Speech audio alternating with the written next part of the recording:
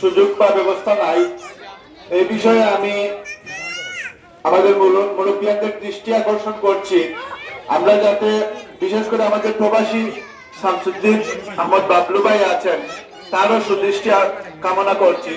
তিনি বিগত দিনে বিভিন্ন রকম সামাজিক কর্মকাণ্ডে অংশগ্রহণ করেছেন, বিভিন্ন ভাবে মানুষকে সহযোগিতার হাত বাড়িয়ে দিয়েছেন। তো সহযোগিতা শুধু আসলে খাদ্য সামগ্রী বিতরণ বা অর্থের মাধ্যমে নয়, খেলাধুলার ব্যবস্থা করে দেওয়ার মাধ্যমে এটা একটা সহযোগিতার পর্যায়ে পড়ে।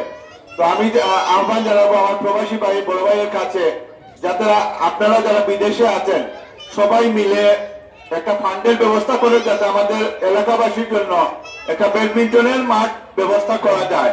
প্রয়োজনে আমরা নিজেরা অর্থের সংস্থান করব। আমার বড় ভাই জাকা ভাইয়ের মাধ্যমে বিভিন্ন সংস্থা থেকেও আমরা প্রয়োজনে সরকারি সংস্থা আছে, এগুলোর মাধ্যমে আহ্বান করলে সামাজিক সংগঠনের বরাদ্দ মিলে। তো আমরা চেষ্টা করবো প্রয়োজনে আমরা যাতে একটা ব্যাডমিন্টনের মাঠের জায়গাও যাতে ক্রয় করে এলাকাবাসীর জন্য স্থায়ী ব্যবস্থা করতে পারি।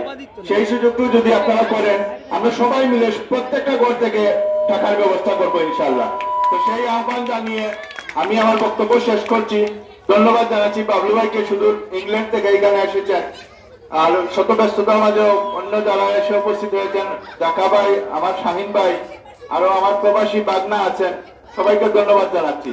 আসসালামু আলাইকুম। আর আরেকটা কথা, এখানে আমার অন্তরঙ্গ ক্রীড়া চক্রের সাবেক সভাপতি রিফাত আহমদ আদিল চাচা আছেন, আমার সাবেক সিনিয়র সহসভাপতি ভাই আছেন রাসেল ভাই, আব্দুল আহাদ এলিস চাচা আছেন, সবাইকে ধন্যবাদ জানাচ্ছি। সারাদিন আজকে তারা সবাই পরিশ্রম করেছেন, বিশেষ করে পাবেল নিয়াজ সহ যারা আছেন, রায়হান, শাওন, মারুফ, সবাই, অনেকের নাম আসলে বলা যাচ্ছে না, সবাই অনেক পরিশ্রম করেছেন, ফাইয়াজ সহ আশরাফ, মনির, নকিব, অনেকে, তারা দিনভর, আসলে আমাদের মাঠে কোনো ব্যবস্থা নাই, তারা যে এই অল্প জায়গার মধ্যে অত্যন্ত সুশৃঙ্খল ভাবে আয়োজন করেছে, তাদেরকে সবার পক্ষ থেকে ধন্যবাদ জানাচ্ছি এবং তাদের জন্য একটা করতালি আহ্বান করছি সবার।